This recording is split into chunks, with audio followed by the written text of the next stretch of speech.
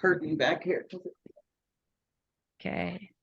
And then now I'm going to do share the screen to contract and buy and sell. All right. Are we in? You can see it, right? Yes. Okay. All righty. So property disclosure, inspection, indemnity, insurability, due diligence, and source of water. Fun stuff. So I think we'll start out and have everybody sort of read line by line so we can kind of go from there. So we'll start up here at 10.1. Who wants to start reading? I'll start. Okay, property, number 10, property disclosure, inspection, indemnity, insurability, due diligence, and source of water. 10.1, seller's property disclosure. On or before seller's property disclosure deadline, seller agrees to deliver to the buyer the most current version of the applicable Colorado Real Estate Commission seller property disclosure form completed by the seller to seller's actual knowledge and current as of the date of this contract. Great. You want me to keep going? No? Yeah, Okay. keep going. Go down, just read Okay. through 10.2. 10.2, disclosure of adverse material facts. Subsequent disclosure. Present condition. Seller must disclose to the buyer any adverse material facts actually known by seller as of the date. Hold on. Sorry. As of the date of this contract, seller agrees that disclosure of adverse material facts will be in writing. In the event seller discovers an adverse material fact after the date of this contract, seller must timely disclose such adverse fact to the buyer. Buyer has the right to terminate based on the seller's new disclosure on the earlier of closing or 5 days after buyer's receipt of the new disclosure, except as otherwise provided in this contract. Except as otherwise provided in this contract, buyer acknowledges that seller is conveying the property to the buyer in an as-is condition, where is and with all faults. Thank you. So anytime that agents are like, this house is being sold as is, every house is sold as is with all faults. Also, we have here important to note that if an adverse material fact comes up and it is disclosed at a different time other than the seller's property disclosure, because seller is always required to disclose, that the buyer has 5 days after buyer's receipt of new disclosure. I haven't had that happen in real life, and I'm trying to think. I don't have any like real life story behind that. Do you have any adverse material facts that's ever popped up? No, well, I had a. But go ahead.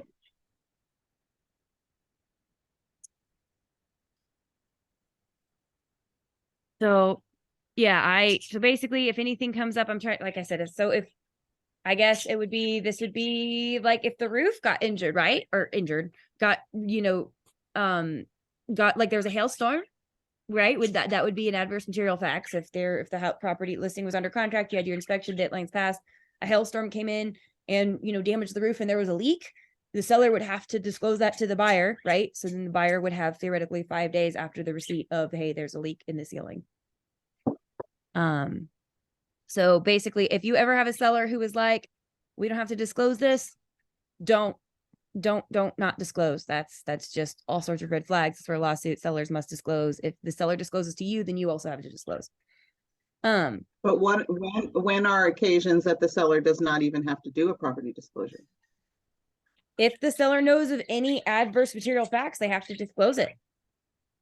So what if the seller hasn't lived in the property for the last 2 years? Then you don't. I mean, I disagree with blank seller's property disclosures, because like my landlord, while he has never lived in this property, he could fill out a seller's property disclosure because like we've complained about things. There's been things that's been happening. You know what I mean? So like if this property were to be listed, I think he could fill out a seller's property disclosure. I always encourage. Well, he could, but my point is they don't have to. They're not required to. That's all I'm saying. They're not required to, no. I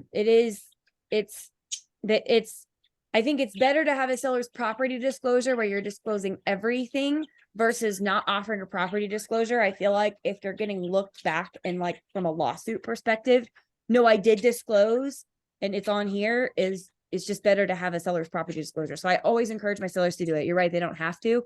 But I don't think But I've yeah, I encourage them to too, because it's kind of a red flag to say, to the buyer, oh, I wonder why they didn't do a property disclosure, but Absolutely. And you can and have that conversation with your seller. If you, don't do a seller's property disclosure, like you're just going to kind of get a buyer who doesn't quite really trust you.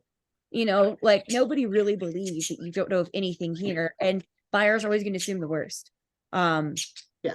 So it's just always, it's always in everybody's best interest to always disclose. Even if it's there. I had a guy when he was, those condos, townhomes behind Aspen Grove. I had sold one of them. I've sold actually a couple in there. But this was like a referral from another guy, and I ended up having to fire him, and I hired him back, and it was a whole thing. But as he was going through the house, he was showing me items, and he was like, "We don't have to tell the buyers, right?" And like winking at me. And like every time I was like, "Oh, we absolutely do. Like every time you do this, I am required to disclose." So the wink doesn't bro. And we ended up it was such a bad, the guy who bought it, I think was unhappy that he bought it. Like it was in really bad condition. But I mean, it's worth a lot of money now. So, but that guy was like, no, but it sat for a while. It was, that was but yes, you have to disclose. All right, inspection. Amanda, you want to read 10-3? Sure. Inspection, unless otherwise provided in this contract, buyer acting in good faith has the right to have inspections by one or more third parties personally or both of the property, leased items, and inclusions inspection at buyer's expense. If the physical condition of the property, including but not limited to the roof, walls, structure, integrity of the property, the electrical, plumbing, HVAC, and other mechanical systems of the property, the physical condition of the inclusions and leased items, service to the property, including utilities and communication services, systems and components of the property, example, heating and plumbing, any proposed or existing transportation project, road, street, or highway, or any other activity, odor, or noise, whether on or off the property, and its effect or expected effect on the property or its occupants is unsatisfactory. In buyer's sole subjective discretion, buyer may. Should I keep going? Yeah, go ahead and keep going. Inspection termination. On or before the inspection termination deadline, notify seller in writing pursuant to 24.1 that this contract is terminated due to any unsatisfactory condition, provided the buyer did not previously deliver an inspection objection. Buyer's right to terminate under this provision expires upon delivery of an inspection objection to seller pursuant to 10.3.2 or inspection objection on or before the inspection objection deadline. Deliver to seller a written description of any unsatisfactory condition that buyer requires seller to correct. Keep going. Yeah, just finish up with the inspection resolution and we'll talk about it. Okay. Inspection resolution. If an inspection objection is received by seller on or before inspection objection deadline, and if buyer and seller have not agreed in writing to a settlement thereof on or before inspection resolution deadline, this contract will terminate on inspection resolution deadline unless seller receives buyer's written withdrawal of the inspection objection before such termination, such as on or before expiration of inspection resolution deadline. Nothing in this provision prohibits the buyer and the seller from manually terminating this contract before the inspection resolution deadline passes by executing an earnest money release. Great, thank you. That was a long one. Yes. So I just didn't you just kept going with it well, and I just didn't feel like we needed to break it up. Like the inspection needed to have your voiceover, like it belonged to you. So the buyer acting in good faith has the right to have inspections by one or more third parties, personally or both. So if your buyer asks you, can my Uncle Bill inspect the property? Yes, buyer. You can have Santa Claus inspect. You can have all the inspection companies. You can have a mold inspector come in here. And this is such, because this is why this is my favorite. And I think like if your buyer is going to terminate, like this is the deadline. I always tell my buyers, like this is kind of like it. Like if you can kind of be a little bit like, this house is like, and you know, it serves most of my purposes, but I'm not quite sure. I still have to look at things like, that's why you have the dates and deadlines, right? To look at the loan provisions and things like that. But as far as condition of the house, this is the deadline. You have to be like, this is it when these deadlines pass. Because it says, that if the physical condition of the property, so that's roof, walls, structure, and tailor of the property, the electrical, plumbing, HVAC, and other mechanical systems of the property. And I want to take a quick pause here. Back to, you can ask anybody you want to inspect. So a buyer has a right to ask his Uncle Joe his opinion on the inspection on the electrical panel, and you can write an objection on Uncle Bill's opinion per your buyer. Like, this is America. They have a right to do that. It's protected in the contract. Should you recommend that they only get inspected by Uncle Billy? No, right? That's where the lawsuits happen. That's where you, with your license, you want to be like, if Uncle Billy and my client get mad at each other, and you know what I mean? Like, just, so it's good to have people inspect, but you want to have somebody who's a little bit more reputable. But in the same breath, though, Colorado doesn't have any additional licensing for inspectors. So who knows? The inspector you hired could be Uncle Billy Bob with a magnet on his car. You don't know. But the buyer has to inspect. So it's not, and I'll always put the power kind of back on the buyer. Like, look, the inspector, this is the inspector's opinion. Hire someone that you trust to look through the house. I trust this guy. I think he's going to do a good job. But you find somebody who's going to look through the house, because it's your sole subjective description. The walls, the electricity, the HVAC, the mechanical systems, physical conditions of the inclusions. So you can Can I interject something here real quick? Yeah. Just a heads up. I had a deal years ago up in Conifer, way up on Conifer Mountain, growing smooth, high-end property. Everything's cool, but it obviously was right before inspection termination, whatever, back then. They found out that the internet service was shit, and they walked. And I was like totally shocked. I was like, oh shit, you can do that? I didn't know, but it was right in here. I've never had anybody mention anything like that, but you know, they needed it for work. And of course that happens a lot more now. This was probably, 10, 15 years ago. So, you just never know, but yep. And it's this, I guess we'll get to this point later, Megan, but with the whole inspection thing in this climate, again, we're getting back to some people waiving inspections. Even I saw a description yesterday on something in, what is it in the, what's the section where only we get to see on the MLS? Agent remarks. Yep. Say it again. The what? The agent remarks. Yeah, thank you. The agent remarks. And it said something about they don't want to, something about waiving the inspection and having an appraisal gap. So I guess my point was, a lot of times I used to put, we'll do the inspection, but we won't ask you for anything more than only up to $1,000. So if it needs more than $1,000 worth of work, we have the right to walk. I don't know how I worded it, but I did. So I don't know. I think that's coming up again. That with multiple offers, it's like you got to get your offer in the best you can. So okay, sorry, I didn't mean to interrupt. I have a little. Oh, go ahead. Oh, I was just saying I have a little thing on the inspections in my workbook I can read. Sure. Okay, it's about the inspection being ordered. Are we on that? 10.3. Kind of. Yeah. I don't. Relatable. No, we're at It 10.4. Oh, I'm sorry. It says the inspection should be ordered as soon as possible after contract acceptance. The inspection must be completed on or before the inspection objection deadline.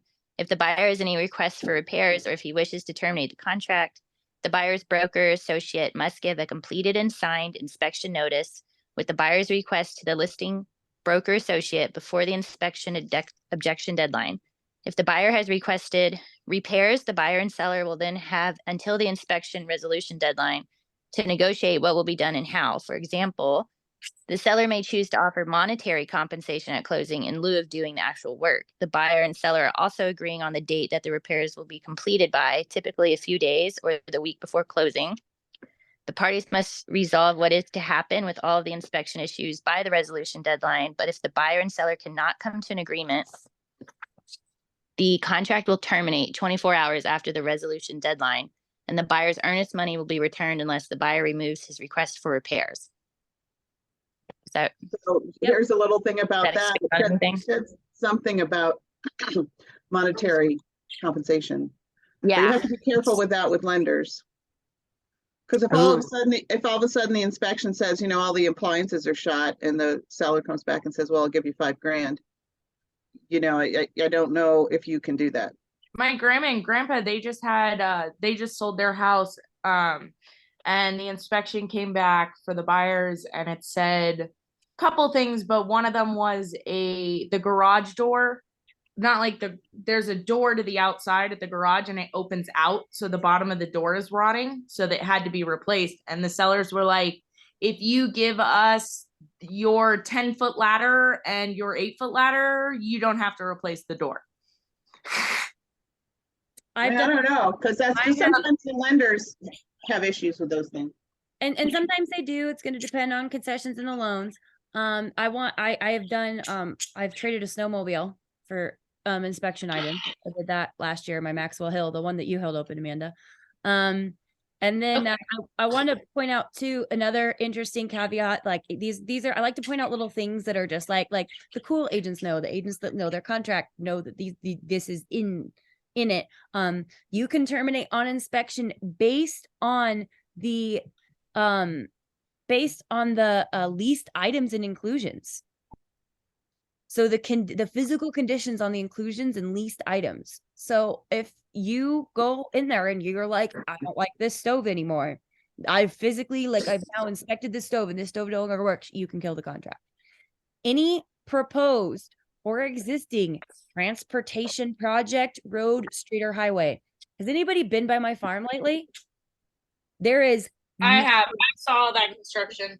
massive construction right here. If this property was for sale and we put it under contract and then that shit started, you guarantee I would be spending, because what this price, you know what I mean? Like you buy this property for the access, you know, like this construction, I went and I asked them, they told me it's going to be at least 2 years. So it's going to be at least 7, 8, you know, it never go away. So What do they do? What are they doing? Well, we should just keep moving on, but I don't know what they're doing there. But Oh, I think they're making it a third lane somewhere. oh. I think they're adding a lane.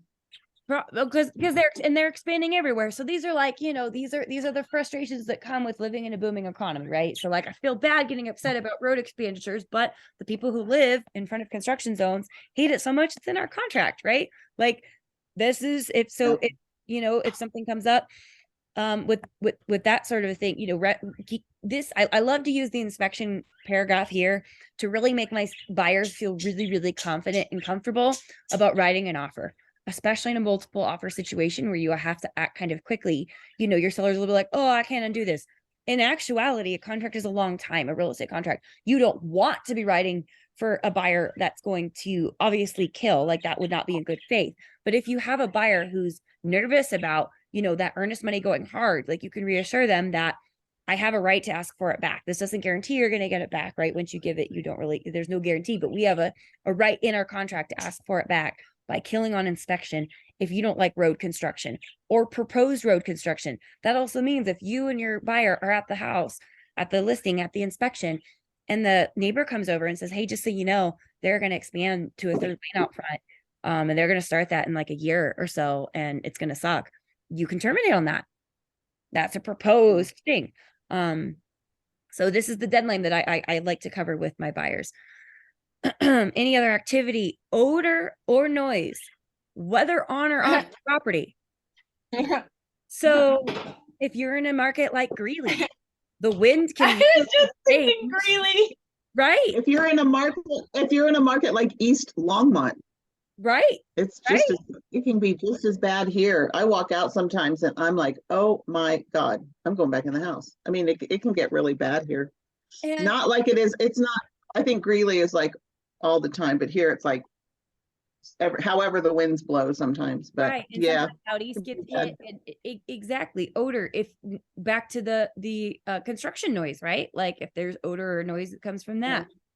What if you like where we're under contract now down in the valley, if we purchase, let's say next door is a huge marijuana farm and it just smells like weed, you know what I mean? And we didn't realize that when we bought because the crop wasn't flowering yet, you know what I mean? We go there and now it smells and I'm not down with that. I can terminate my contract. Any other, because that's an activity, odor, noise that is affected or expected effect on the property or its occupants is unsatisfactory in buyer's sole subjective discretion. This happens a lot when you're working for the seller and you get an inspection objection coming in and your seller is always really offended. Like it's always very interesting to me because like my first few listings, I would get really big inspection objections and my seller was always very offended. And I was like, oh no, I'm going to make sure that I get small inspection objections from my buyers. And so I was a good listing agent. And then even when I would bring them like 2 or 3 things, like the seller's just mad that they're complaining. So I just always prepare my seller. Like this is where they're going to complain in their sole subjective discretion, which is their opinion, which I would guarantee disagree with. Right? Like this. Well, depending on what the things are, I would tell my buyers, you ask for the moon. They can say no. But if you really, really want to put that on there, we will. You know, this is the place to do it. But they can say no. They can, you know, you give them 10 items and they say, well, you know, we're going to do 3. Right. Okay. So depends on your people, but you can kind of feel that out. The conversation with your buyers. What are your deal killers, right? Because sometimes you'll get a nitpicky buyer who's buying a first house. Like, you know, like Calixto's a more detailed guy than I am. So if like him going through an inspection report, what about this? What about this? What about this? You know what I mean? He's gonna send over more of like a list, you know, versus, and then you probably don't want to object because not every line item that comes from your client is going to hold the same weight, right? Like these are all problems, but I'll move into a house with these ones, you know? So sometimes when you're, And here's the other verbiage though. It's health and safety. I always say health and safety items. I mean, that's really what you should be, you know, objecting to. If it's a health problem or a safety issue, you can't go in and say, I don't like the yellow paint in the dining room. You saw the yellow paint when you walked through the house. You know, you can't go in and say, the buyer has a disabled child and yellow causes seizures. So they say, yeah, I'm just, well, that's a health good issue. point. Yeah, that's a health issue. So yeah, good point. So, you know, you just have to, I think though, again, in this market, you're gonna have to be careful because people are getting multiple offers and you may be up against 2 or 3. My conversation with buyers is always as follows. You're buying the house as is where it is. An inspection is technically for you to know what's going on with the house. Everybody in the business, it was funny, my aunt's a processor for reverse mortgages. And she's like, well, an inspection is when you get to have the seller fix things. Not really. The inspection is for when the buyer pays somebody for their opinion on how the house that they're purchasing looks.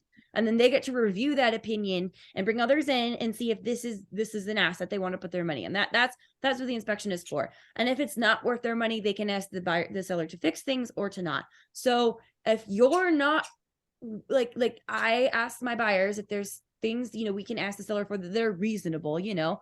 But let's keep this very much like you're buying a used house. It's not going to be brand new. You know, your small things don't need to be handled, especially when we're in a market like this. I like to point out as well, houses that have been on the market for a while and the new houses, because I feel like a lot of times I have buyers that send me, they want to get a deal on everything, and then they send me a house as soon as it hits their little portal. And I'm like, then you're going to have to be a little bit hardcore. So having these discussions sort of before, help a lot. Like I love what Suzanne said earlier about the cost. If you're in a bidding war, I say pump that number up, right? I'm not going to object unless it's $5,000 or more, to fix that thing, depending on how savvy your buyer is. Because you can, this is, I guess, the scariest for a seller, because the buyer can walk at any time. But yeah, and it's going to depend, how you use this is going to depend on every situation and every contract you write and things like that. But I think if you're representing the seller, you need to be upfront with, listen, don't go buy a new truck or anything yet, because we're not through shit until we get through the inspections. That's just where it is. Once you're through that, it's kind of home free, but inspections are the big deal, 25% of contracts will terminate, and most of the time in my experience, it's that or loan. All right, Tiffany, do you want to read 10.4 damage, liens, and indemnity? Damage, liens, and indemnity. Buyer, except as otherwise provided in this contract or other written agreement between the parties, is responsible for payment for all inspections, tests, surveys, engineering reports, or other reports performed at buyer's request,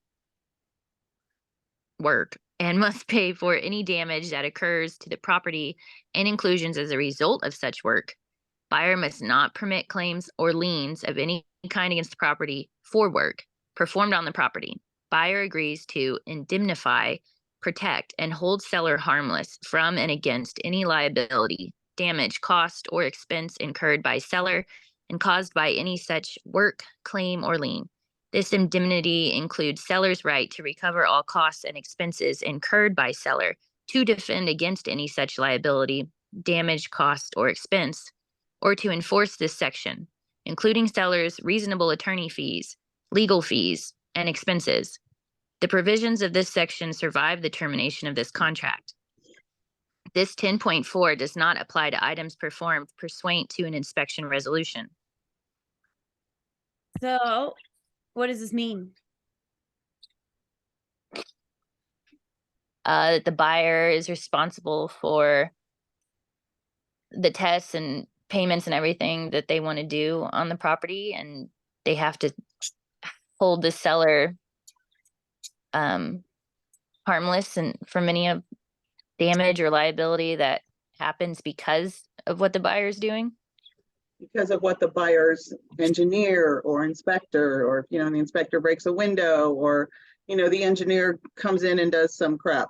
Years ago, we used to do a lot more engineering reports. Maybe people are doing them, I just haven't been doing them, but, they have a right to bring the engineer in there if there's a crack down in the basement and figure out what's going on with it.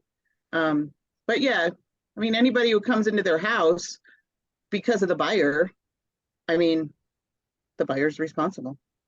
So would if an engineer went down to the basement and tripped and broke his neck or something and had to go to the hospital, would it be the seller's insurance or the engineer's insurance? How does that I work? don't know, but I'm thinking probably the sellers, but That might end Yeah. up in a lawsuit. The insurances would all have to duke that out. yeah, hard to say.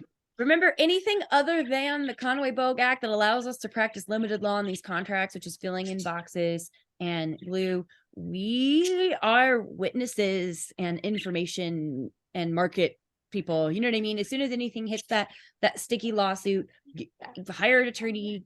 Always, you're not. You're just sort of managing the deal, and you want to stay in your license sort of work, because it can get sticky. I'm trying to think. There was Suzanne might remember, it was when we were at Gabe's office. Gabe told a story about this section where buyer and seller were under contract and they inspected the sewer line, and when the buyer was inspecting the sewer line, the whole sewer line caved in and created a $35,000 repair.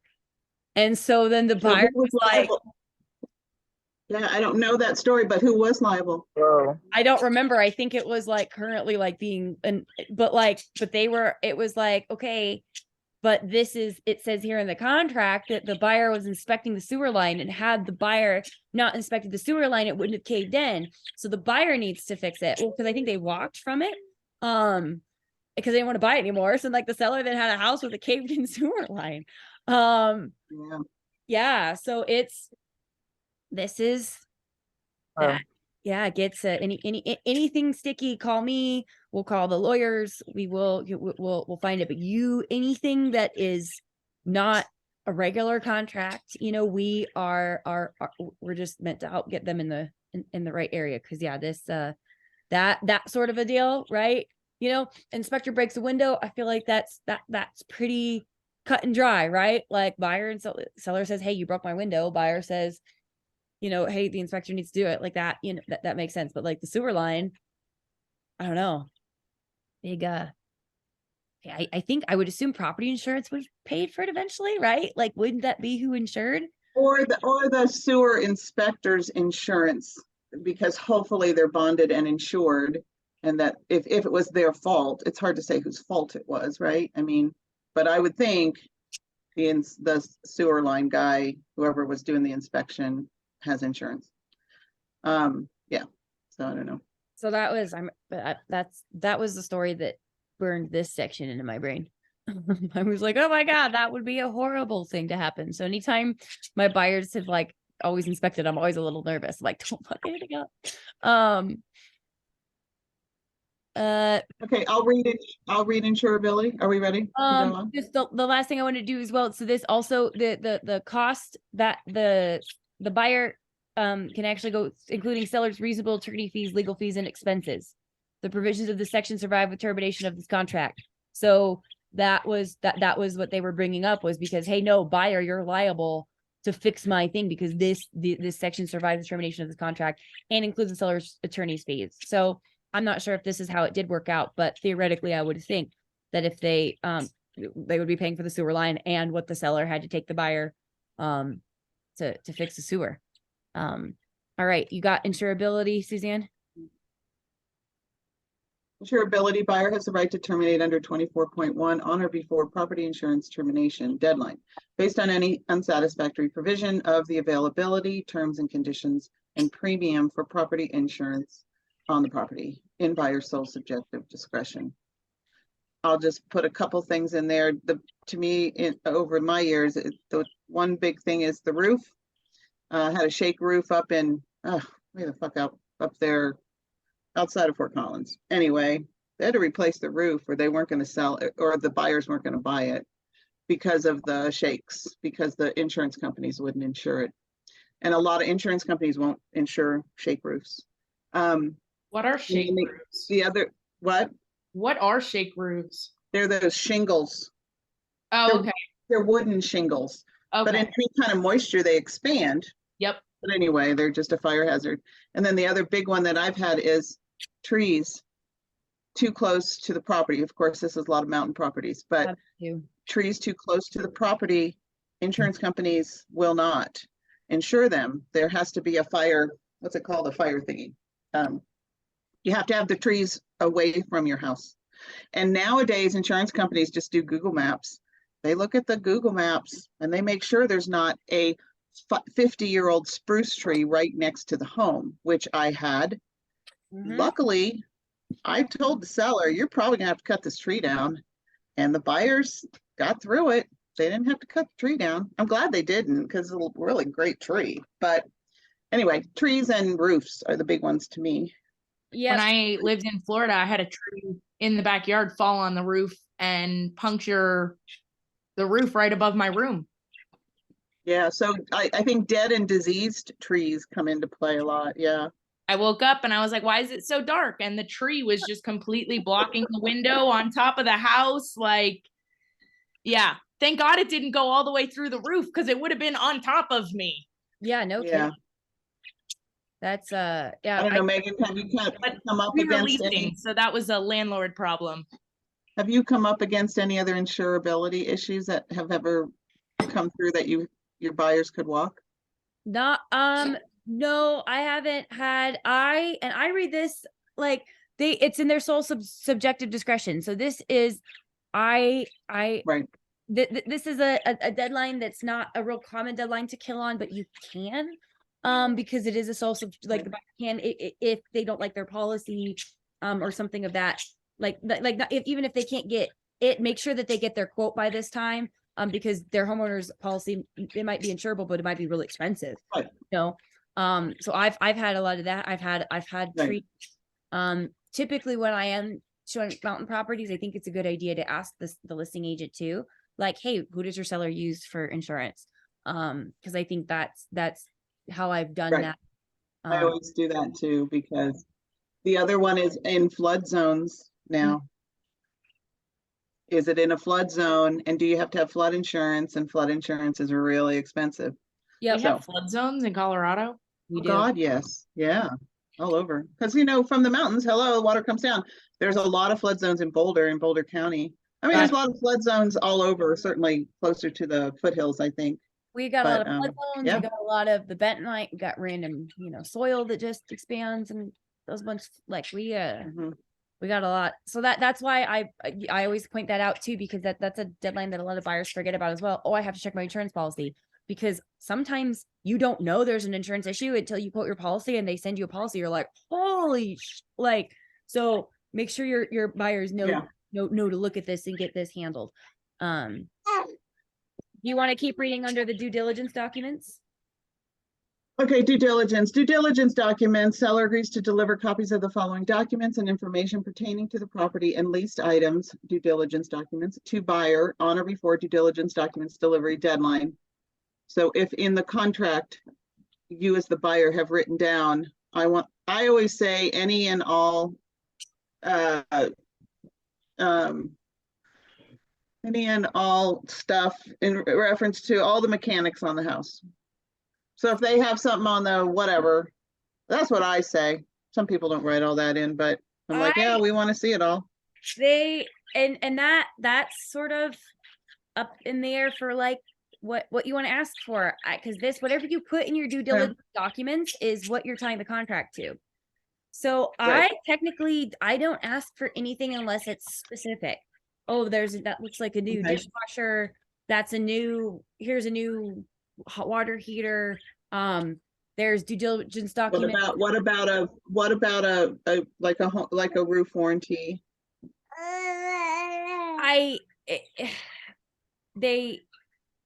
If They can come back and say, we don't have any of this crap. So no, I mean, they can always say no. I always say, I tell my buyers, you ask for the moon and you let the seller come back, and unless you want your offer to be clean, right? So you want it to be right.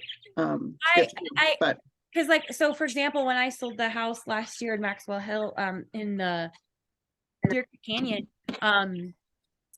they had the agent had one of those things in there about due diligence documents, but it was more specific. It was like in all manuals, and my seller had legitimately saved every manual from this old mountain house.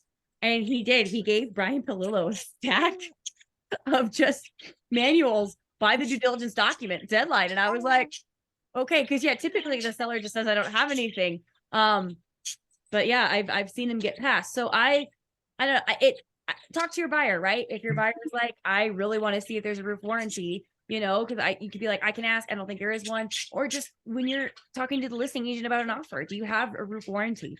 Is there anything for due diligence? Well, I'm just saying we would only ask for it if it had been in the description or something that said, we have solar panels, we have, Right. a brand new roof, and it's got a, lifetime warranty, transferable life, whatever. You just have to kind of feel it out just to decide what you're going to ask for. And remember, if you fill this out, you also need to have deadlines on it. If you fill this out and you don't have deadlines, you don't have a due diligence document deadline. Right. Okay, occupancy agreements. Yes, go All ahead. current leases, including any amendments or other occupancy agreements pertaining to the property. Those leases or other occupancy agreements pertaining to the property that survive closing are as follows. So that might include leases on a solar system. No, that's occupancy agreements. I'm sorry. I guess if you have a renter. Yep, any sort of renter that would survive closing. So I haven't personally done anything with that. All of my renters have just caused problems and never survived closing. Lease item document, you wanna, Amanda, do you wanna read that one? I'm sorry, which one I was answering it? 6.1.2. 2.1.2. I don't see a 2.1.2. No, 10.6.1.2. Oh, okay. Sorry. Lease item documents. If any lease of personal property, 2.5.7 leased items will be transferred to buyer at closing, seller agrees to deliver copies of the leases and information pertaining to the personal property to buyer on or before due diligence documents delivery deadline. Buyer will or will not assume the seller's obligations under such leases for the leased items in 2.5.7 leased items. So this would be Any- like okay. security systems, that you would be leasing, what else? Solar systems. Yes. Yeah, anything that's leased, Water stuff? if it's leased and not owned, yes. Because we'll continue, read the next one, encumbered inclusions. Okay, encumbered inclusion documents. If any inclusions owned by seller are encumbered pursuant to 2.5.4 encumbered inclusions above, seller agrees to deliver copies of the evidence of debt, security, and any other documents creating the encumbrance to buyer on or before due diligence documents delivery deadline. Buyer will or will not assume the debt on the encumbered inclusions, 2.5.4 encumbered inclusions. So what's the difference between leased item documents and encumbered documents? Encumbered So inclusions. are leased the solar panels, or is the solar panels go under encumbered inclusions? Are they leased solar panels or are they financed? Okay, that's the difference. Yep, so encumbered inclusions are financed, so you have to qualify for the financing of those things. We're paying off this hot water heater, we finance this thing. Your leased is if it's there and it's leased and you don't own the equipment, right? Oh. Okay, sorry, yeah, okay. Oh, that's okay. And you don't think about it because like solar panels to us are just solar. No, that clarified things for me, so thank you for bringing that up. Okay. And that's, and I think they've added on, forget, I remember that solar panels and solar systems have been why they've sort of been adding, I think when they added on to this the most recent time. Other documents and information blank. Tiffany, do you want to read 10.6.2? Or are you not in a good place? Sure. Okay. No, I'm fine. Okay. I've lost how I see myself, but can y'all see me? No, we can't No. see you, it's just your name. That's why I wasn't sure. Oh, There you can go. you see me now? Yeah. Okay. There you are. I don't know my phone. All right. You said 10.6. What was it? 2. Diligence Point document, two. you an objection. Got it. Do you want me to just read further or just this one little sentence? Read 10.6.2 through 10.6.2.3. Due diligence documents objection. Deliver to seller a written description of any unsatisfactory due diligence documents that One buyer more- requires no, seller. the higher 6.10.6.2 due diligence documents review Oh. and objection. Oh my gosh, I see it. That's okay. 10.6.2. Yep. Okay, due diligence documents, review and objection. Buyer has the right to review and object based on the due diligence documents. If the due diligence documents are not supplied to buyer or unsatisfactory, in buyer's sole subjective discretion, buyer may, on or before due diligence documents objection deadline, notice to terminate, notify seller in writing pursuant to 24.1 that this contract is terminated, or due diligence documents objection, deliver to seller a written description of any unsatisfactory due diligence documents that buyer requires seller to correct. Do I keep going? Yes. If a due diligence documents objection is received by seller on or before due diligence documents objection deadline, and if buyer and seller have not agreed in writing to a settlement thereof on or before due diligence documents resolution deadline, this contract will terminate on due diligence documents resolution deadline unless seller receives buyer's written withdrawal of the due diligence documents objection before such termination, i.e. on or before expiration of due diligence documents resolution deadline. Same basic of the contract.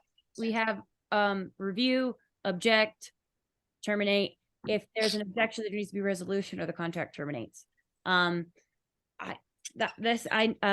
don't like having I don't personally like having something asking for if anything, because like I don't know, it's another deadline to kill. So on the buyer side, I'd like to add due diligence dates. On the seller side, I'm more like picky about what I like. You know what I mean? Like my opinion changes based on which who I'm working for. Because yeah, I mean, I think it would be in a buyer's interest to be able to have another termination deadline to be able to review more documents, right? Like that's always keeping my buyer in the best situation that they can be through the process.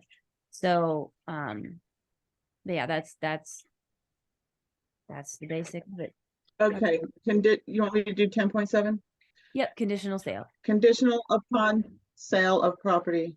What happened? Bring it back down. Oh, there we go. This contract is conditional upon the sale and closing of that certain property owned. So conditional upon sale of property. So this is if somebody has a contingency to sell their property and close on their property before they can take this one.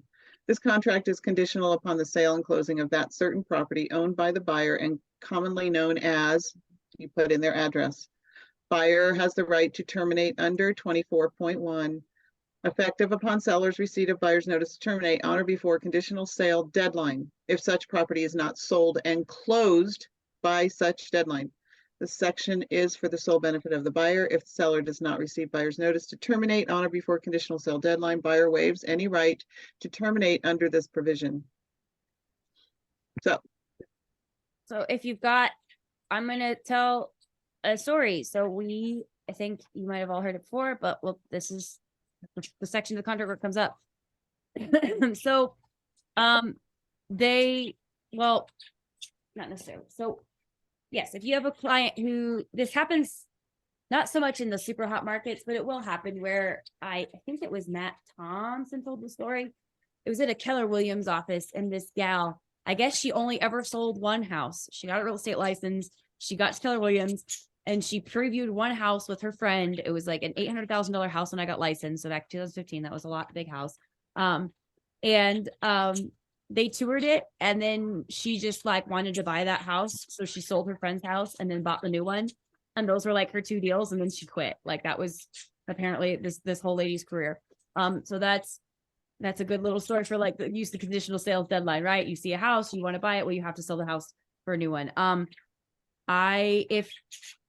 Because of things that have happened with like, there have been situations where a seller has been like, oh, I really want to buy this house. And then they've listed their property and then they don't want to buy the house anymore, but then they're under contract on the sale of their property.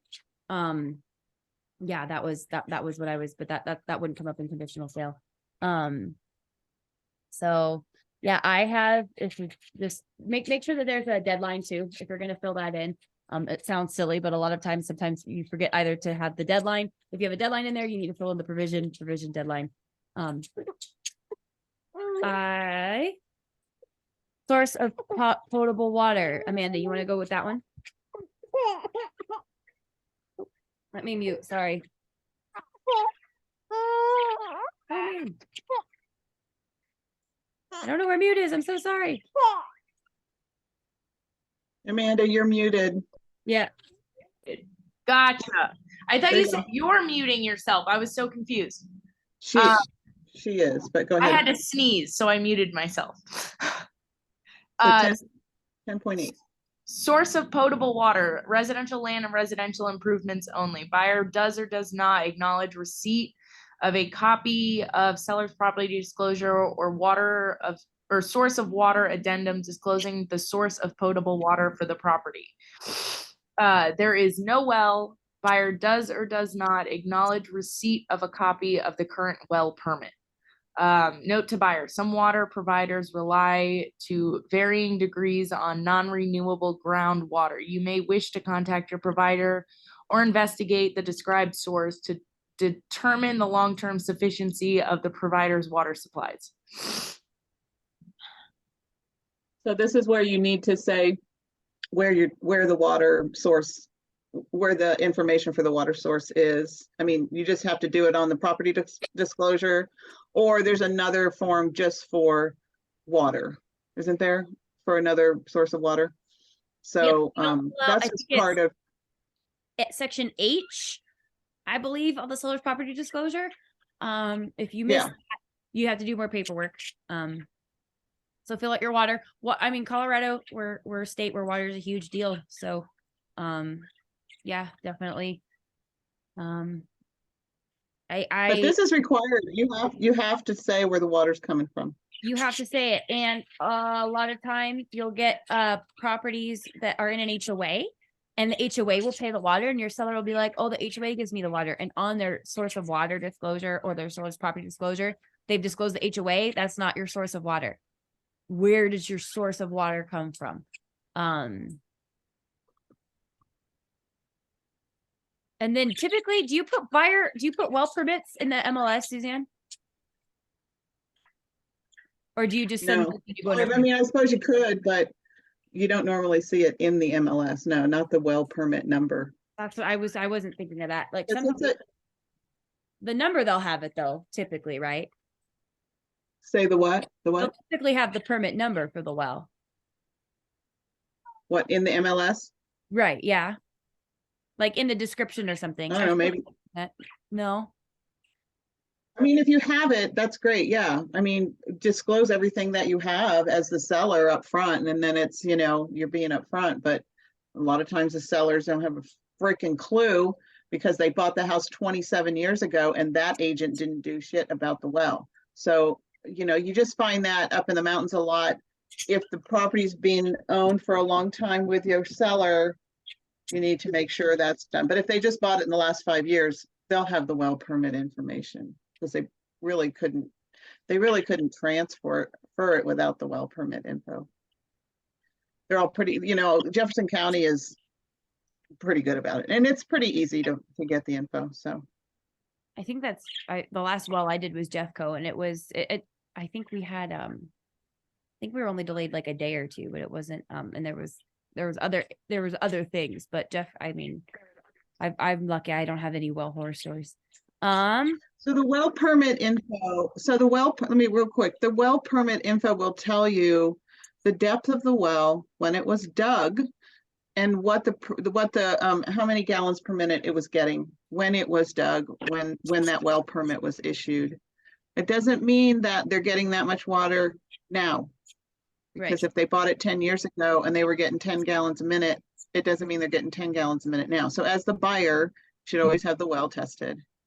And it is a cost to the buyer to have the well tested. So that's just what it is. So if people are buying mountain properties or something with a well, you need to tell your buyer, this is another cost.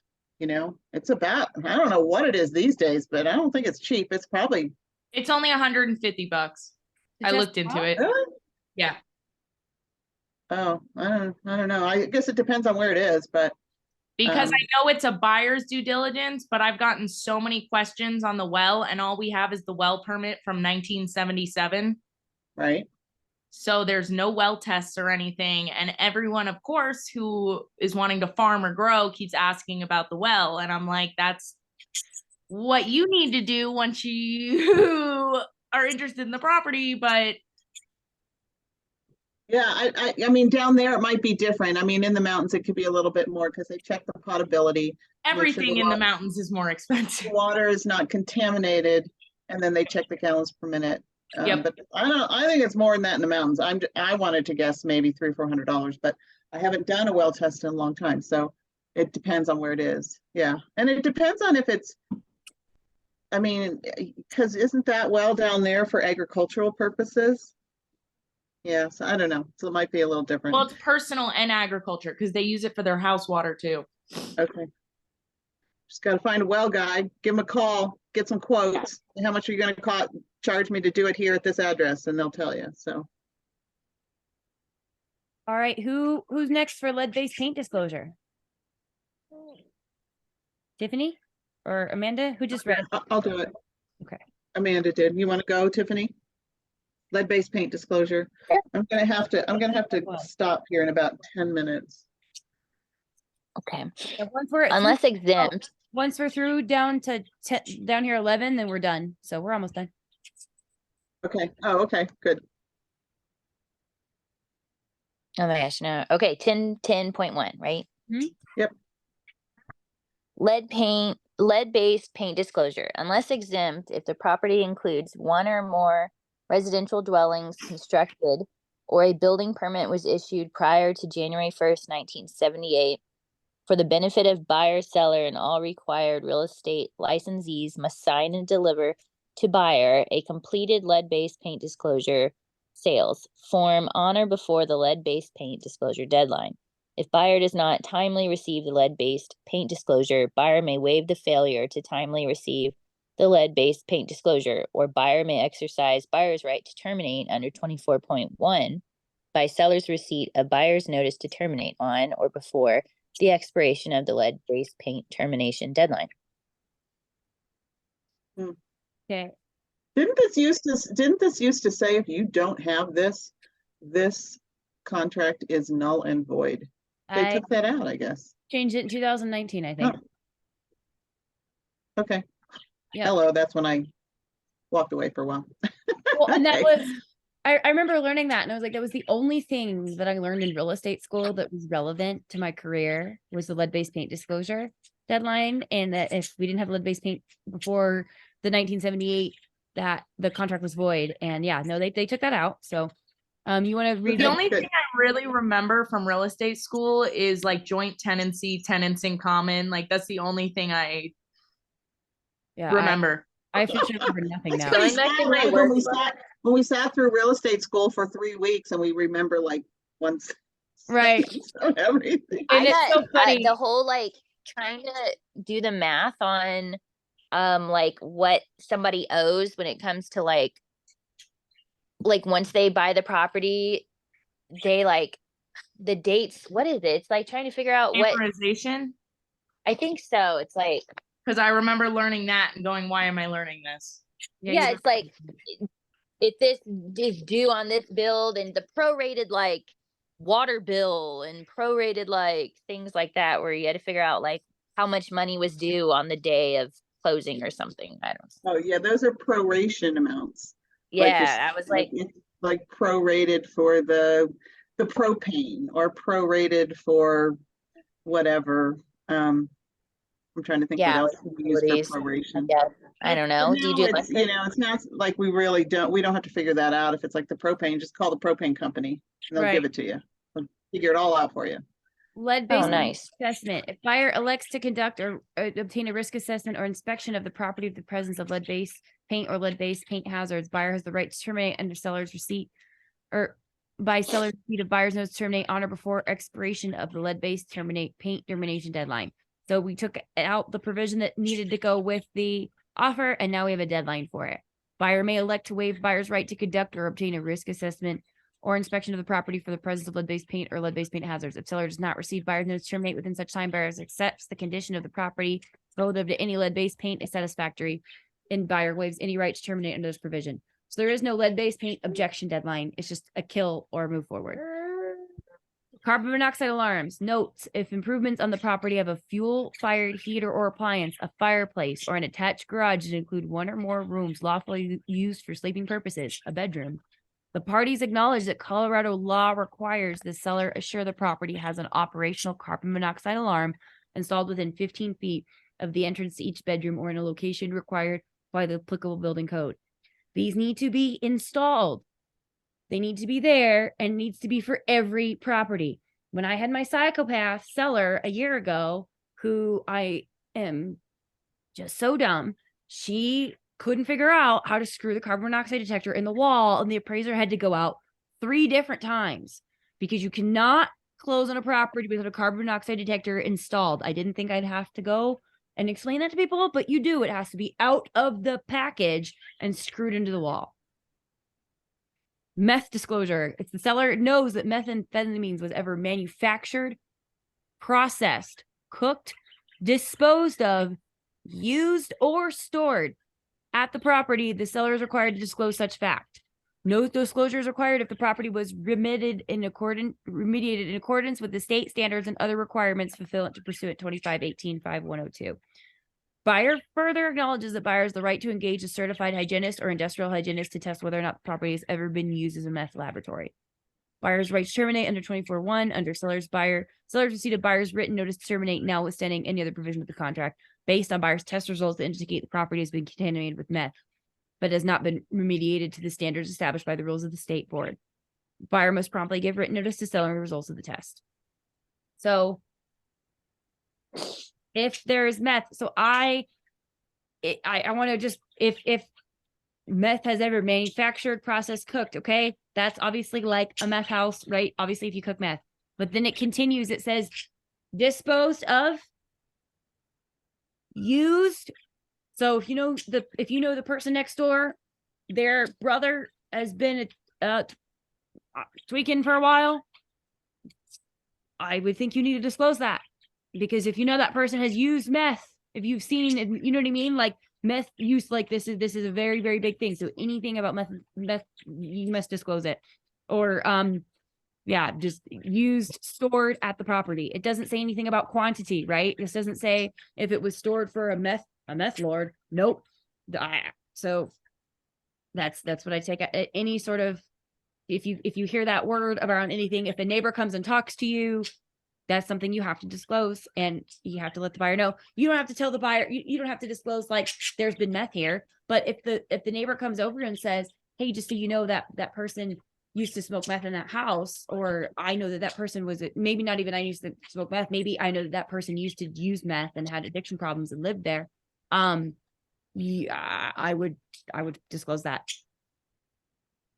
I'm curious if they'll ever add anything for like cannabis grows or anything, because that adds so much pollen to a house, like anyone with allergies. Right. And that's the whole thing, right? Because now that marijuana is legal, you can have 6 plants. So I don't think you should have to disclose the 6 plants. But when you have a property that's been changed to be a grow house, and they've changed the lights, and they've added air conditioning, and they've added windows, and they've and filtration and right, like I agree. I think that should be disclosed, but I'm sure we're gonna see, we'll see these things coming through our Colorado contracts probably in 10 years. yeah, It'll be a while. I do have, Great. before everybody goes, I have a couple thoughts I wrote down I wanted to leave with you for the weekend. That I think, because we get really stressed out about not knowing what we need to know when we know it. And so the question is, do you trust that you know you will get done what you need to do when you need to do it? And how can we move to a place of trusting ourselves to handle the moment rather than trying to gather as much information to stuff in our brains to be ready? You know what I mean? How can we become the person we just trust to handle the situations as they come, rather than like, do you know what I'm saying? Because I think that's just a really great place to be when we're in real estate. Like, don't, like you already know what you need to know. And if you don't know something, your act of going to figure it out is what you know what I mean? Like, that's your job. Like, you as a person know how to handle your clients, you know how to write these contracts. And if you don't know something, it's not because you're lacking, it's just because it's something you have to go, you know what I mean? Like, it's just all part of it. So, do you trust that you know you need to get done when you need to get it done? And how can you move to a place to trusting yourself to handle in the moment? Like, who do you need to become to know that you can have it? And that's, it's been a couple years that I have been intentionally not trying to learn everything. I think Thomas Edison said, don't memorize anything, you can just look up. Like, I know, that's good. There's a lot to know in real estate, and every freaking deal is so different, and you're going to learn something new each time. So yeah, you just take the moment as it comes, and you just say, you just say, you know what, I'm not sure the answer to that, but I'll find out for you, and you And just that go gives you figure it more out. So respect with a client than than knowing everything 10 out of 10 times. You just, all you need to remember is you know this much more than they do in this business, for the most part. Most people just I do. don't, because You they have- don't do this. They only do this a few times in their lives, 3 or 4 times in purchasing and buying and selling. So, You have a real estate license. I don't know of honestly licensed real estate agents that spent their Friday morning reading the contract line by line. Us doing this every week in learning this contract and getting to know this is what is going to, really, you guys are good, competent, wonderful agents. So go out, write some contracts this weekend. Amanda, I hope you rest and recharge after your crazy week because you have been kicking butt this week.